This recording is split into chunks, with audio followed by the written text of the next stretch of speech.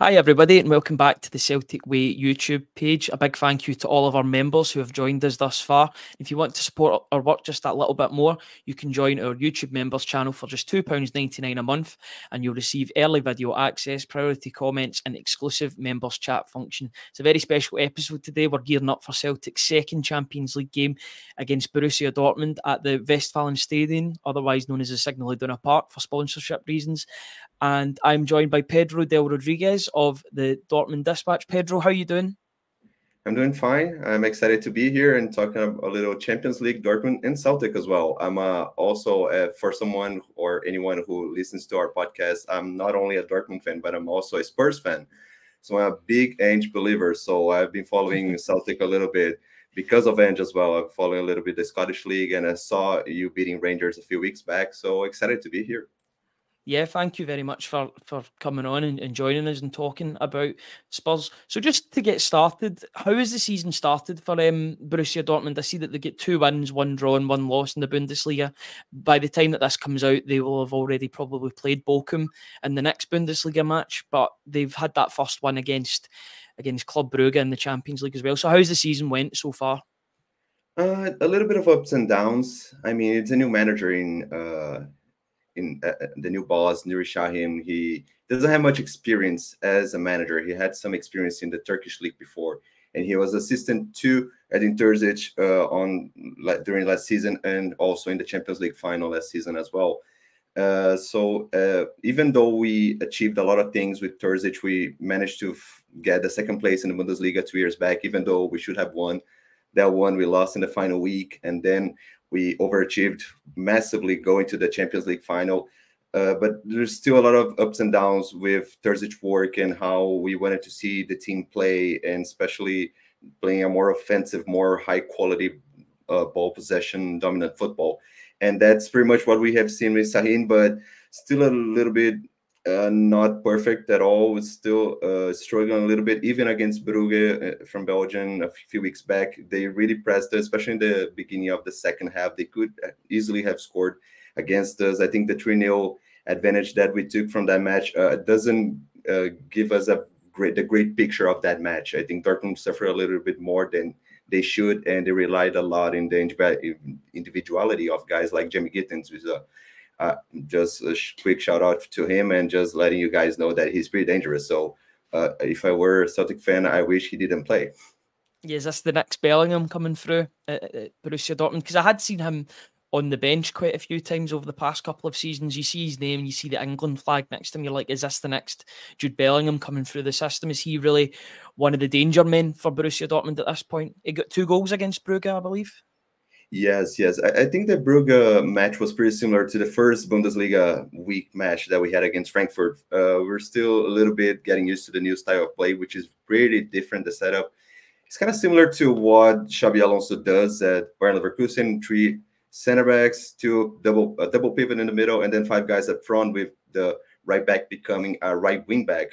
In Leverkusen, they have Frimpong, and Ryerson is playing there, but we're even speaking before, Jan Koto, I think, was signed for that position to play that role. So I have the idea that he might be joining the starting 11 in the next few weeks. But yeah, I don't know, because it was really similar to that Frankfurt match in the sense that we struggled. I could see the ideas there, the tactical ideas from Sahin in that match, but we still struggled more than I thought we were. And it was really similar with Brugge, because we're obviously this, I'm not going to say superior because that's too much of a strong word, but we're clearly the better side on paper, but still we couldn't make the dominance play out in the pitch. And Brugge could easily have started that match winning 1-0 or 2-0. They created the chances for that. But as soon as Jamie Gittens got in and we got those one-on-ones, which is the idea of the Sahin scheme, just to drag a lot of guys in the midfield and allow the wingers to have more space in one-on-ones. And Jamie Gittens has been lethal this season in that position. So I would really watch out for him. But I don't know, he hasn't started a lot of matches. He started the Bundesliga week 2 against Werder Bremen, but then he came back to the bench. So Sahin is rotating a lot. So even I, as a Borussia fan, I'm not sure which team offensively or which pieces are going to be there against Celtic. So it sounds like they haven't found out their best 11 yet, or their first team. They're still going through a lot of players. There's more danger men for Dortmund. They do have a good squad. Former Stuttgart striker Serhu Girassi, who was the second top goal scorer in the Bundesliga last season, just behind Harry Kane, I believe. Karim Adeyemi. Would you say that these guys are danger men as well for Celtic against Borussia Dortmund? Yes. I think Dortmund has a lot of a good amount of good quality pieces in the offensive part of the pitch. It's just a matter of, and it's really what I said. We don't know which is the best starting 11. I don't even think Sahin knows which is the best starting 11. He's rotating a lot, trying different formations and guys in different positions. I've seen Adeyemi, for instance, he played as a striker in the first match against Frankfurt, and then he played on the wing, and he played also through the middle as well. So this scheme is really flexible and allows players, offensive players especially, to transition within different positions and try to make the other defenses or opponents confused. But still not really, I feel like the players still not used to that style of play and still not used to the scheme. So that might be an advantage to Celtic, who are already a good team and really adapted to the Brendan Rodgers scheme. So in that sense, and especially defensively, Dortmund has been quite shaky in the beginning of the season. We have transitioned to a 3 center back system this season compared to the last season, which we basically played with a back four during the whole way. So in that sense, we have the quality, but still figuring things out still. So I think Celtic might want to take advantage of that, especially if they are playing at our stadium.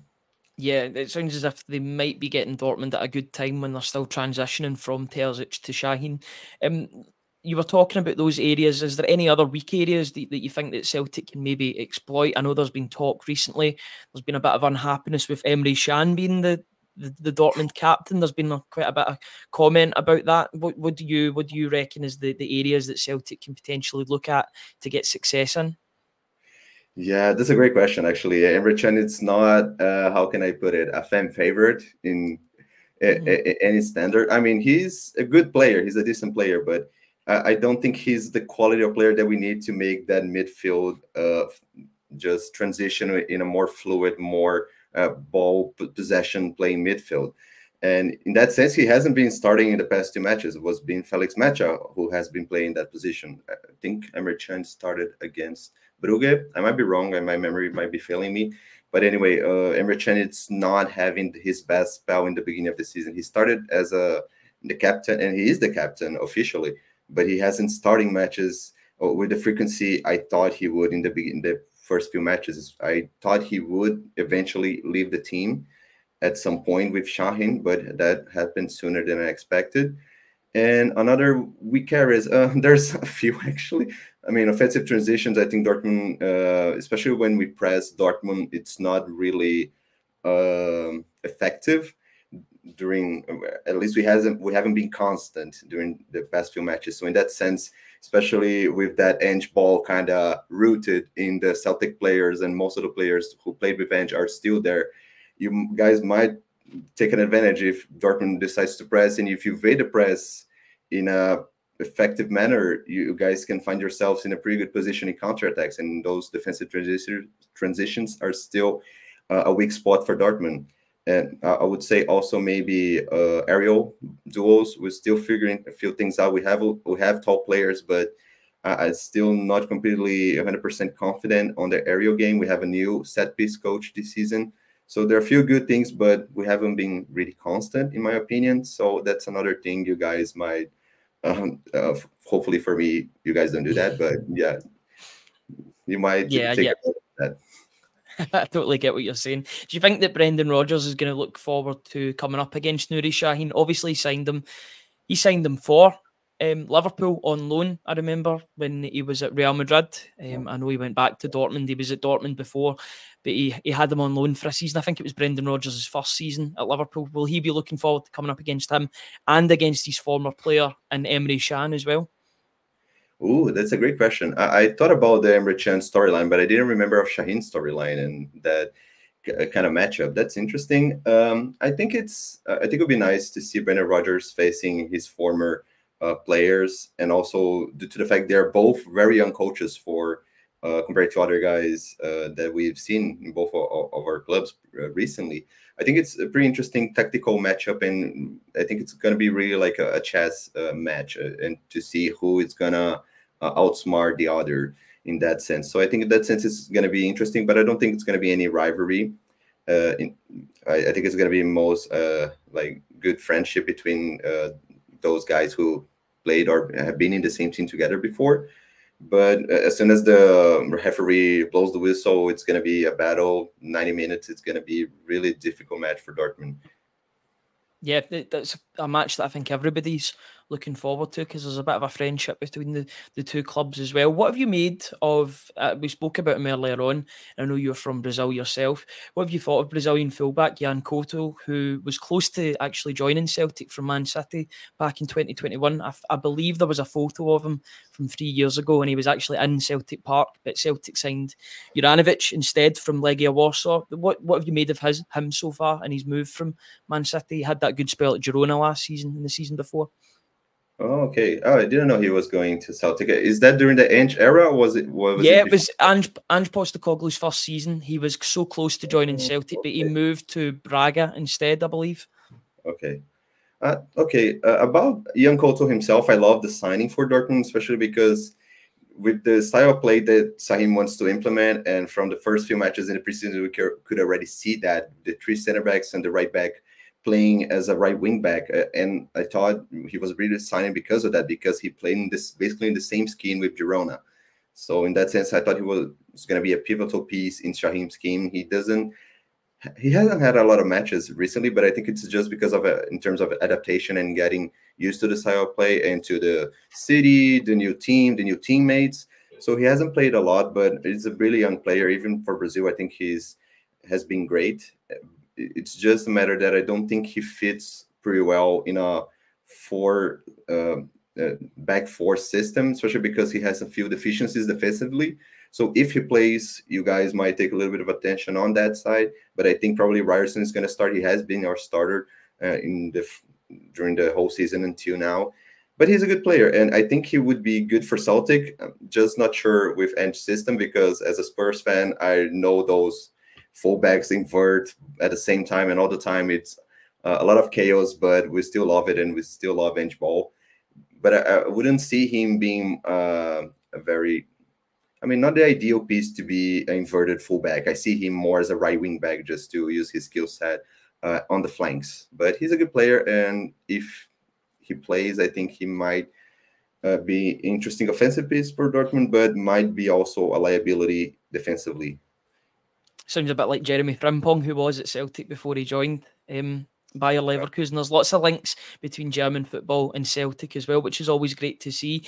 What is the mood around the club at the moment for the game against Celtic? Are the Dortmund fans confident that they're going to get a result against Celtic, or how are they feeling going into this matchup? I think the fan base in general, I don't know if you've seen the Bundesliga in the past weekend, but we were completely obliterated by Stuttgart, a 5-1 win at their domains. And honestly speaking, if you watch the whole match, it could be worse. So I think the 5-1 was cheap for us, because they really dominated us the whole match. And for me, even in our podcast, I stated that Sahin didn't use the right scheme for that match. The scheme wasn't working in the first half. He made a substitution, which made the team more balanced by the back end of the first half. And I thought, if we keep this scheme, we might have a shot in the second half. It was only 2-0 at that point. But then he decided to come back to the old scheme, 3 center backs, double pivot, 5 guys at the front, and Stuttgart just was a walk in the park for them. And in that sense, the fan base might become a little bit skeptical. Of course, it's pretty early, and we don't have any discussions about firing him or anything like that. But I've talked about his tactical flexibility, and I think it's fair enough. He showcased a good ability to change the team tactically, but in that match, he lacked a little bit, in my opinion. So I think I'm excited to see how he's going to transition from that experience, and if he's going to learn from his mistakes to the next few matches. Of course, we have a match at home against Bochum, which is a club who will likely fight for relegation as they did the past season. So it's going to be kind of like a rebound opportunity for Dortmund. So if we beat them and play fairly well, I think the fan base is going to be excited again, and that's not really good news for Celtic. Yeah, we want Borussia Dortmund to not be feeling good about themselves. We want them to be dreading the game against Celtic, but that might not be the case. Obviously, that this video will come out likely after that game against Bochum, so the score will already be out there if you want to go and have a look for it. Is there any players for Celtic that you've identified as being potential danger men for Celtic against Borussia Dortmund? Is there anybody that's stood out to you that's maybe done well on the European stage before? Is there any players that are familiar to the Dortmund fans, would you say? Maybe Arne Um, Engels, actually, that was at Augsburg the past 2 years. He's just joined Celtic. yeah. I think Engels is going to be the first name I was going to call out. I think he's. I've seen he hasn't played all the matches. Sometimes I think Bernardo also has been playing quite a few matches. I might be wrong. Please correct me if I'm wrong, but I think that's a They're guy both Dortmund playing. fans both played. Yeah. So I think he's be a guy, especially because of that link. Germany, I think it's going to be one of the guys we're going to look out for. But for me personally, I'm not sure the fan base knows a lot about Celtic, but I really enjoy watching Ryo Hatate and Kyogo Furuhashi, the Japanese players. I love how those guys are absolutely super smart on the pitch, know how to position themselves. They're really disciplined, as you would expect from Japanese players. And they're really good gems found by Ange. And there's, even though Ange left, they're still key figures for Celtic. I'm really worried with not Hatate, Furuhashi just transitioning in counterattacks or even trying to run across diagonal runs between the Dortmund backline and staying one-on-one against Kobo, which is a great keeper. It's good for you guys to notice. But I think those are the guys I'm really scared of, Reo Hatate and Kyogo Furuhashi for sure. Yeah, Kobo's a really good goalkeeper. I think he's the Swiss national team goalkeeper. He's a really, really good goalkeeper and has been for a number of years.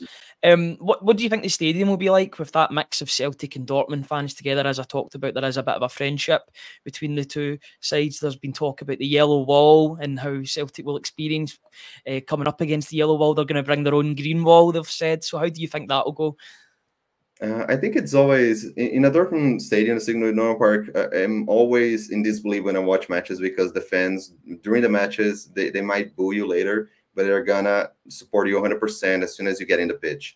And even when we lost the Bundesliga season 2 years ago against Heinz, we drawed at home and we only needed to win. We only depended on ourselves, and we disappointed our fans at the stadium. And at the end of the season, when the players were going to say their goodbyes to the fans, they even applauded them. And even in that scenario, which was pretty sad and pretty disappointing, but the fans are still passionate about the club and would support the players, even though in those kind of situations. So in that sense, you would see how loyal the Dortmund fan base is and how crazy the fans are for the club. And facing a side like Celtic, who are always crazy about their team, and the fan base is just super fun and super energetic all the time. So I think it's going to be interesting to see both of those fan bases staying together in the same environment, really loyal and exciting fan bases just to support both teams during the whole match. So in that sense, I think it's going to be a great atmosphere, but hopefully with a Dortmund win. But I don't know. I like Celtic. I don't want to be mean with you guys, but yeah, I'm a Dortmund fan. So what can I do? that goes on right to my final question, what do you think is the score prediction? What do you think the score is going to be on Tuesday night? Borussia Dortmund versus Celtic at the Signal Iduna Park. What do you think the score is going to be? Yeah, no, that's going to be really tough for me. Because I don't know. I think it's going to be a dangerous match for Dortmund overall because of those factors I said. We're still figuring things out. Transitions are a key factor for me, and especially how we press, and we can press effectively. I think we have a really good shot of winning it, especially playing at home. But if Celtic can find a way through our press and find us in those defensive transitions, we might be in danger. But I still think Dortmund will win because of the home factor, and also because I think we had a good 11. And I think against having those one-on-one, especially if Jamie Bano-Gittins and Karim Adeyemi play in one of the flanks, I think Johnston and also Taylor might have quite a hard time. They might need help from Maeda and the other Kun. I think that's the other winger that Celtic have. Yep. They might need their help. German player Kun, yeah. Yeah. So they might need help to cover those offensive weapons from Dortmund. But scoreline, I would say it's going to be fun. It's going to be a 3-2 Dortmund. It's going to be a lot of goals. I think it's going to be an interesting match because we have really interesting teams with young managers at the spot. But I think Dortmund will win at the end of the day. Perfect. Thank you very much, Pedro, for coming on today. I'm just going to roll out the red carpet to you and say, where can people find you if they want to find your podcast, the Dortmund Dispatch? Yeah, guys, you can find us at Dortmund Dispatch in all social media. Currently, I'm not on Twitter because here in Brazil, Twitter has been banned recently because Elon Musk it's not applying to the Brazilian laws. So I've been far away from Twitter. But if you want to follow me on Twitter, you can see my handle here at @Del_Pedro23, and of course Dortmund Dispatch on all social medias. We are on Spotify, we are on YouTube right now for this season. So please follow us if you're interested in German football or also in a good quality chat about football in general. But thank you very much for your invite, and let's see you next time, hopefully in the future. And I don't know, whoever wins. Yeah, we'll meet you in the Champions League final. Then that's fine. We'll get you in the Champions League final at the end of the season. Thank you very much to everybody for watching. Like I said at the start of the video, if you want to support our work just that little bit more, you can join our YouTube members channel for just £2.99 a month, and you'll receive early video access, priority comments, and exclusive members chat function. Pedro, thank you very much for joining me. Thanks everybody for watching, and we'll see you all in the next video. Cheers, guys.